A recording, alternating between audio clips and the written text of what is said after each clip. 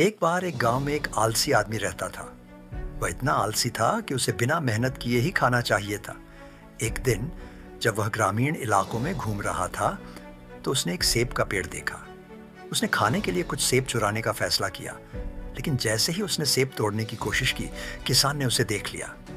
किसान उसकी ओर बढ़ने लगा और आलसी आदमी डर गया। वह छिपने के लिए जंगल में भाग गया।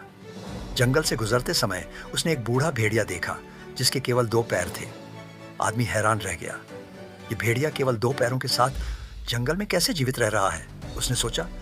भेड़िया न तो भाग सकता था और न ही खुद को खा सकता था, और जंगल खतरों से भरा था। अचानक आदमी ने एक शेर को भेड़िए के पास आते देखा, जिसके मुंह में मांस का टुकड़ा था। अपनी जान के डर से आलसी आदमी जल्दी से छिपने के लिए एक पेड़ पर चढ़ गया।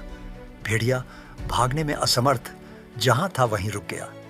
आदमी को आश्चर्य हुआ जब शेर ने भेड़िए के सामने मांस का टुकड़ा गिरा दिया और चला गया। आलसी आदमी हैरान था और उसने सोचा, वाह, यह भगवान की योजना होनी चाहिए। उसका मानना था कि जैसे भेड़िए के लिए भोजन की व्यवस्था की गई थी, भगवान के पास उसके लिए भी कोई योजना होगी।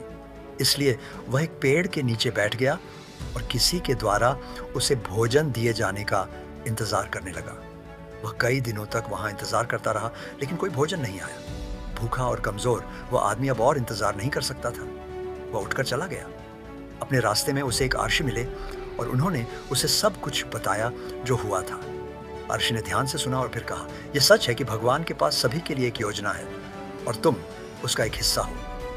लेकिन मेरे बेटे, तुमने संकेत को गलत समझा। भगवान नहीं चाहते थे कि तुम भेड़िए की तरह बनो। वह चाहते थे कि तुम शेर की तरह बनो। कभी कभी हम दूसरों को मदद प्राप्त करते हुए देखते हैं और सोचते हैं कि कोई उच्च शक्ति हमारे लिए भी उसी तरह से सहायता प्रदान करेगी। लेकिन सच्चा मार्गदर्शन चीज़ों के हमारे पास आने का इंतजार करने के बारे में नहीं है। यह हमारी अपनी ताकत को पहचानने और कार्रवाई करने के बारे में है। शेर की तरह जो दूसरों की ज़रूरतें पूरी करता है, हमें भी सक्रिय रहना चाहिए और किसी चीज़ के होने का इंतजार करने के बजाय कड़ी मेहनत करनी चाहिए।